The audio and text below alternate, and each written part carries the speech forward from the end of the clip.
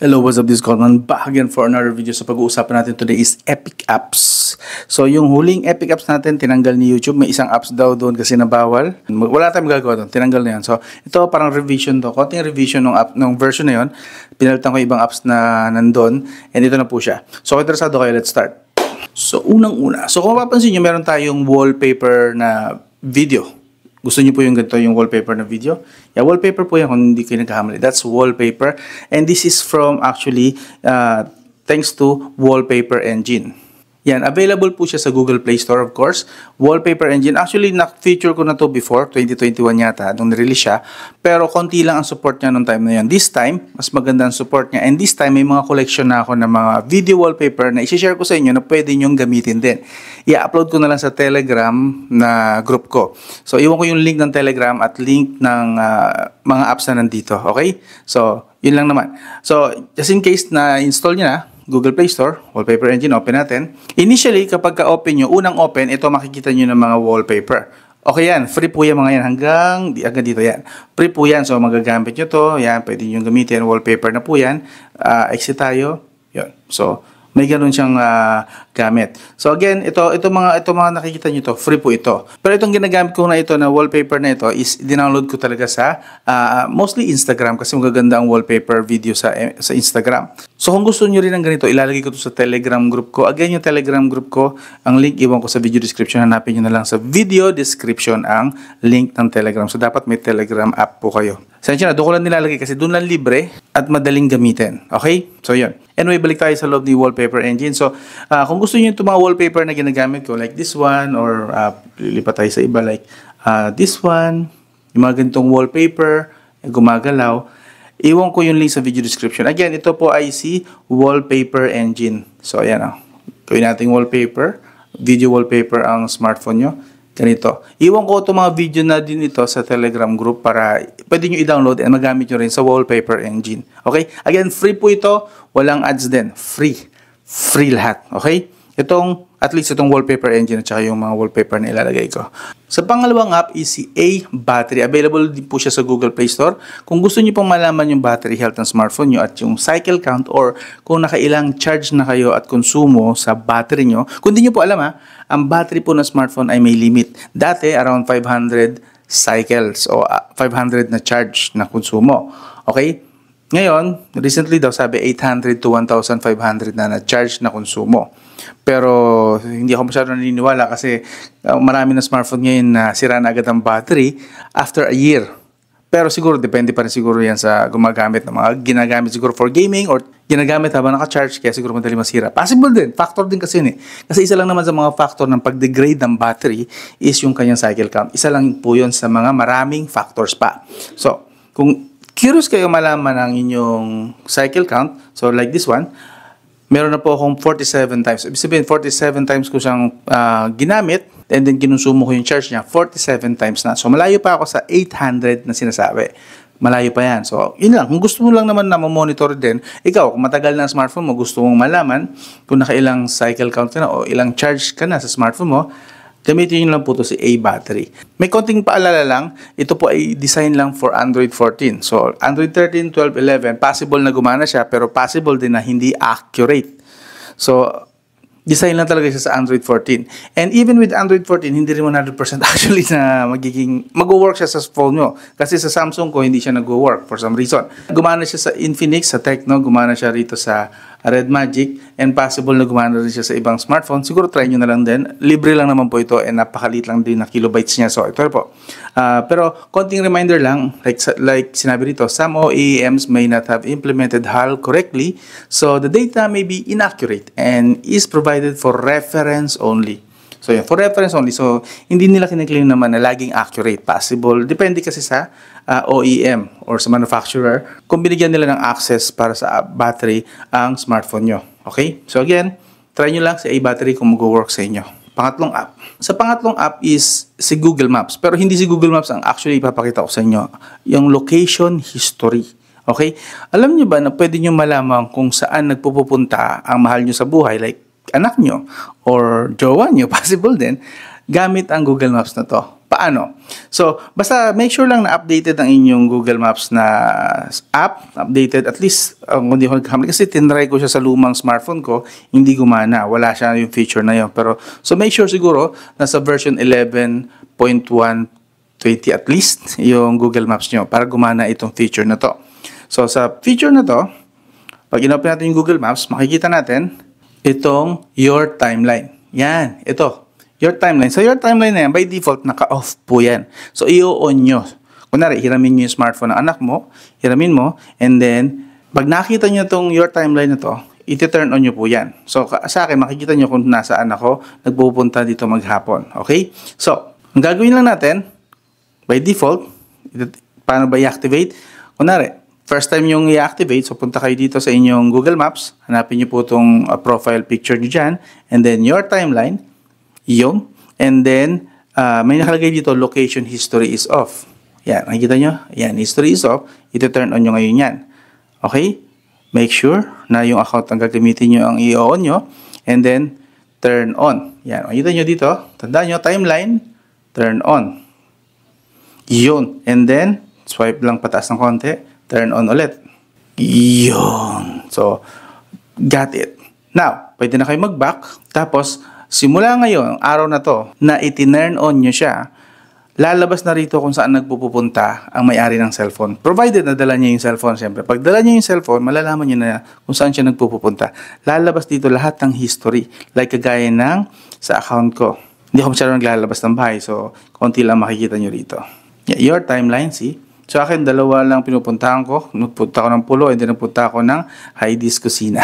Yan lang naman, kakain lang ako, lalabas, and then so on and so forth. So, lalabas yan kung hanggang kung saan ako nagpupunta araw-araw. Okay? So, ganun din sa anak nyo or pwede sa jowa nyo. Kung jowa nyo gusto nyo malaman kung saan sila nagpupunta, yeah, activate nyo po yung Your Timeline.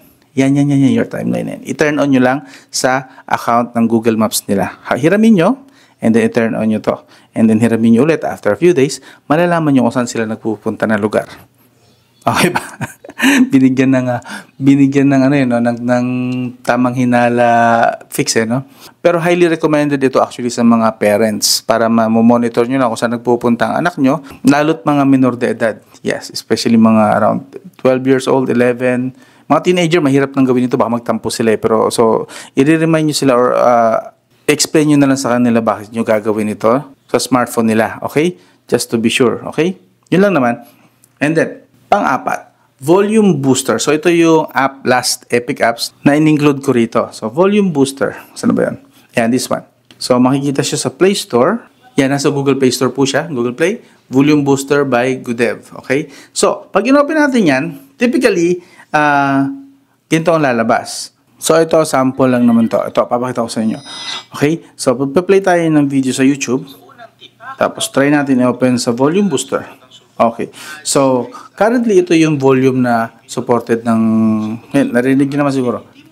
Taas natin ng konti. Sa 80%. Yan. Narinig nyo, diba? Ngayon, babaguhin natin. I-boost natin ngayon yung volume. Napakasimple lang po ng technique dyan. Kunwari, ganito ang eksena. Biglang may ads. Lumabas. Wala kang ginagawa. So, ang gagawin mo, baba natin. Ang pasimuno niya ng suspect. Ang gawin mo lang, and then, mo yung kanyang recent. Kailangan may palabas mo yung recent. And then, pinutoy mo yung recent, malalaman mo so, kung anong apps. Nakita nyo, pwede po siyang ipang-boost ng volume ng smartphone nyo. So, applicable ito sa mga mahihina talagang smartphone. Kaso, the problem is, hindi rin po ito actually applicable para sa lahat. Okay, may mga smartphone, kagaya dito, ayaw gumana ng volume boost. Sa Samsung, for some reason, I don't know why. Pero dito sa Samsung, tinry ko siyang pagganahin. Like this one. Wide microphone in case na ayaw natin ng konti. Volume boost natin. And then boost. Hindi siya agad nag-work for some reason. Pero sa ibang smartphone like sa Infinix at saka Tecno gumana siya for some reason. Dito sa Red Magic gumana rin siya. So, hindi lahat ng smartphone pwedeng gumana si volume booster. Again, hinay-hinay din po pagka nagbo-boost kayo ha, kasi minsan malakas po bigla ang pasok ng kuryente kasi tuwing nagvo-volume boost po kayo, gumagamit po yan ng battery, and pagka narinig nyo na medyo pabasag na yung speaker, stop na po doon kasi baka masira yung speaker ng smartphone nyo. Yes, possible na makasira din to ng speaker kapag masyadong OA sa boost. Okay, kaya medyo control din. Okay, medyo control din sa pag-boost ng volume. Like this one. Sa taas, malalaman mo kung anong Hinaan natin. Yan ang totoong volume ng smartphone ko. So, dahil alam mo na, yan yung pangalan ng suspect na Ayan, game pwede ko pang i-boost yan. Ito yung normal na volume. Pues, i-uninstall mo na.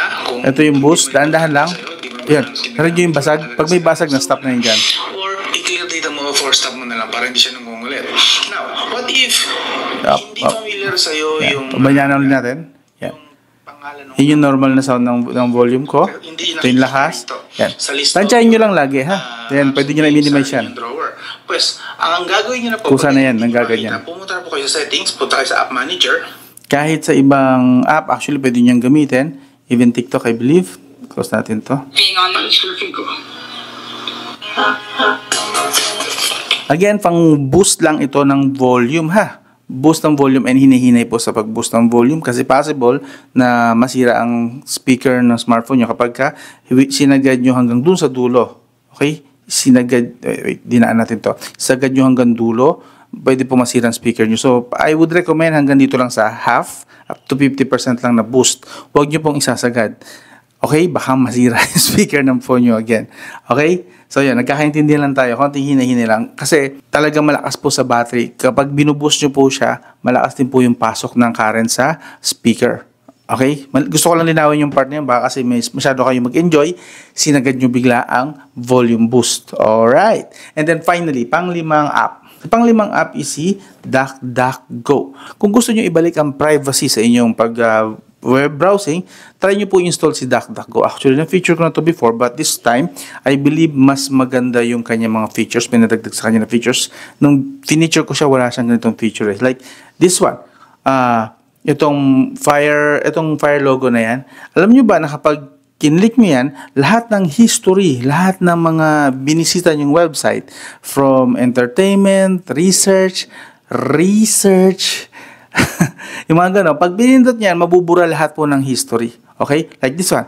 Pag pinindot ko to, clear all tabs and data. Yes, pati data. So, wala na pong matatrack dito na mga cookies, mga cookies at saka mga data na nakasave. Mawawala po dito yon. Okay? So, yung kinaganda niyan. And then, actually, napakarami pa niyang features. Kapag kinlik nyo itong tatlong button sa taas, yun. Meron po siyang desktop site, and then meron tayong disable privacy protection. Kung ayaw nyo ng privacy talaga, kung gusto nyo okay lang na nakabuyang yung mga information nyo sa smartphone nyo sa internet, i-disable nyo na lang. Yan. Yan. Kahit sino nga yung mga apps, mga website na binibisita nyo, pwede na kayong i-track at pwede na kayong sundan. Pero kung gusto nyo na naka-private pa rin kayo, enable privacy protection. Yun. And then, pwede nyo na pong gamitin ng maayos ito si DuckDuckGo. Meron pa po siyang actually isa pang features. Pag pumunta po kayo dito sa settings, meron po siyang email protection. Yan. Email protection is sa mga gumagamit po ng email nila for business and etc. etc. Alam nyo ba na every time na may nagpapadala sa inyo ng spam na email, natatrack po yun. Nalalaman nila na inopen nyo yung email. So, malalaman din nila na active yung email na yon. So, ang pinakamaganda, gamitin nyo po itong email protection na ito. Kapag ginamit nyo to, magkakaroon kayo ng privacy at saka safety na din. So, ang mangyayari, bibigyan kayo ni DuckDuckGo ng isa pang email, and yung email na yun, yun yung pwede nyo i-share sa buong mundo. At yung email na yun, na galing kay DuckDuckGo, pwede nyo i-connect naman sa totoong email nyo. So, ang mangyayari, lahat ng email na dadaan sa DuckDuckGo, yun na ipapamigay nyo, di ba? Yun ang ibibigay nyo sa mga website kapag nag-fill up kayo ng mga forms. Lahat na matatanggap ng email na yun, matatanggap din ang original mong email. Pero yung email na ibabato ni DuckDuckGo, safe na po yun. Ayun, get started. Meron pala dito. Yan, pag kinlik nyo yun, get started, next, tapos next nyo lang. Tapos, lagay kayo dito ng gusto nyo. Kunwari, Pinoy tapos @.com. Yan, pwede na yan. And then, yung totoong email nyo naman ilalagay nyo rito. So, ito ang pwede nyo ipamigay sa online kung ano kayo ng mga form sa website o basta kailangan ng email dun sa website na yon. Itong ibibigay nyo, pero ito naman, once na may nagpadala ng email dito, ipapasa na sa inyo yung email na yon, safe na. Malinis na, walang tracker, walang anything na nakatanim, kaya pa tanim bala, wala na. Dito sa totoo yung email. Kunwari, ako, kotman@gmail.com. Yan. Ganyan lang po. Ito, pwede nyo ipamigay ito sa online, sa internet. And then, pagka may nagpadala dito ng email, matik, ifo-forward nyo rin agad sa'yo. Safe na yung email. Wala na yung virus, wala na yung tracker, wala na lahat. So, very safe po ito si DuckDuckGo na email. Okay? Sundan nyo lang po. Nasa settings lang po siya ni DuckDuckGo just in case na curious kayo. Again, dyan sa settings and then email protection na beta. And then marami po yan actually ng mga feature na magugustuhan nyo kay DuckDuckGo. Actually, kung si DuckDuckGo ang pag-uusapan natin, pwede tayo makaubos talaga ng isang buong video. Si DuckDuckGo lang ang topic. Pero ipinakita ko sa inyo, pahapyaw lang yon. And kung gusto nyo talagang magamit at ma-maximize ang pinaka-usefulness ni DuckDuckGo, this app, I would recommend i-install nyo and then explore kayo sa app na to. Okay? Meron din itong DuckDuckGo sa Windows. Yeah, available din sa Windows, sa Apple and even sa MacBook. Pero ito, sa Android ito available. Yun lang. Yun lang yung 5 mga Epic apps. I hope naging useful para sa inyo. Nakatulong kahit paano. And if ever may napili kayo or may nagustuhan kayo dito na app na feature ko, I hope consider nyo mag-subscribe or kahit like na lang. Kahit like na lang, malaking bagay na po sa akin. And even actually, pinakamalaking bagay, share. Kung i-share nyo po ito sa mga tropa nyo, family nyo, sa social media nyo, mas malaking bagay po at mas malaking tulong po sa akin. Ma-appreciate ko po talaga yun. Ganun lang ako kababo actually. Share nyo lang, masaya na ako. Like lang, masaya na ako. Subscribe lang, masaya na ako. Ang ganun lang. And then, kung nagustuhan nyo talaga, at kapag nakita ko, marami naman nag-like, gagawa pa ako na marami pang ganito. So, ang ganun lang. This is Kotman. This was Epic Apps. I'll talk to you again soon.